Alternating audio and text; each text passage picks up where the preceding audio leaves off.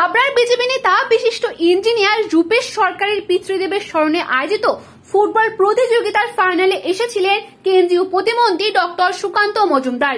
তিনি ফুটবল প্রতিযোগিতার প্রশংসা করেন, পাশাপাশি বনগাঁ চেয়ারম্যান গোপাল শেঠের তীব্র সমালোচনা করেন। আজ হাবড়া বাণীপুর বিজেপিটি মাঠে একটি ফুটবল টুর্নামেন্টের ফাইনালে এসেছিলেন সুকান্ত মজুমদার। সেখানে বনগাঁ চেয়ারম্যানের এসআইআর নিয়ে বক্তব্যের তীব্র বিরোধিতা করে আইনগত ব্যবস্থা নেওয়া হতে পারে বলেও হুমকি দেন। তিনি বলেন, পুলিশের উচিত এসআইআর নিয়ে মন্তব্যের বিরুদ্ধে আইনগত ব্যবস্থা নেওয়া, তা না হলে তিনি আইনজীবীদের সঙ্গে কথা বলে ব্যবস্থা নেবেন। ডক্টর রত্নেশ কুমার সরকার তার স্মৃতিতে এই যে ফুটবল টুর্নামেন্ট তার ফাইনাল খেলা শুরু হতে চলেছে। মঞ্চে অনেক বিশিষ্ট জন উপস্থিত আছেন।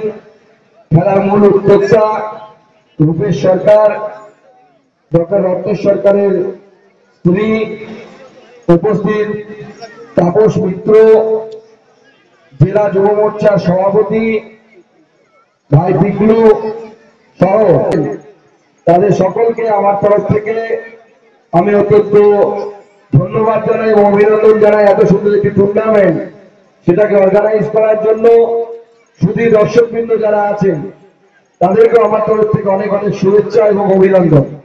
ফাইনাল ম্যাচ শুরু হয়ে গেছে, কিছুক্ষণের মধ্যে আমরা এই টুর্নামেন্টের চ্যাম্পিয়নকে পাবো। দেখুন, বাঙালির প্রিয় খেলা, খেলার রাজা ফুটবল। সেই ফুটবল খেলা আগে যেমন প্রত্যেকটি পাড়ার মাঠে মাঠে হতো, এখনকার জেনারেশন অর্থাৎ আমাদের বাচ্চারা ধীরে ধীরে মোবাইলের মধ্যে আবদ্ধ হয়ে গেছে। খেলাধুলো এই কালচারটা অনেকটা নষ্ট হয়ে গেছে। তাই এই ধরনের যে কোনো উদ্যোগ যা যুব সমাজকে আবার মাঠের দিকে ফিরিয়ে আনবে, মাঠের মধ্যে নামাবে, এই ধরনের উদ্যোগ সাধুবাদের যোগ্য। এবং সেই জন্য এই কমিটির সাথে যুক্ত সকলকে আমি আমার তরফ থেকে অত্যন্ত সাধুবাদ এবং অভিনন্দন জানাই। এবং আমি মনে করি এই ধরনের টুর্নামেন্ট প্রতি বছর হওয়া উচিত, যাতে এর মাধ্যমে সেই প্রচেষ্টার ফলও আমরা দেখতে পাচ্ছি। আমরা জ্যাভলিন থ্রোতে গোল্ড মেডেলও পেয়েছি এর আগে, আমাদের বিশ্ব রেকর্ড করেছে নীরজ।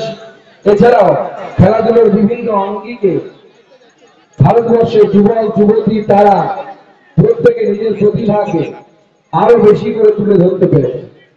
এই ধরনের উৎসব, এই ধরনের অনুষ্ঠান যত বেশি হবে, ভারতবর্ষের ক্রীড়া প্রতিভা তত বেশি করে আরো বিশ্বের দরবারে উঠে আসবে বলে মনে হয়। তাই উদ্যোক্তাদের আমি আর একবার আমার তরফ থেকে শুভেচ্ছা অভিনন্দন জানিয়ে ডক্টর রত্নেশ সরকারের স্মৃতিতে এই যে ফুটবল খেলা এবং তার ফাইনাল অনুষ্ঠিত হচ্ছে, তাদের সকলকে উদ্যোক্তাদের আমার তরফ থেকে সাধুবাদ এবং ধন্যবাদ জানিয়ে আমি আমার বক্তব্য এখানে শেষ করছি। সবাই ভালো থাকবেন। জয়। তিনি মিথ্যে কথা বলছেন এবং ভারতবর্ষের সংবিধানের শপথ নিয়ে ভারতবর্ষের আইনকে বিরোধিতা করার জন্য তার বিরুদ্ধে এফআইআর হওয়া উচিত।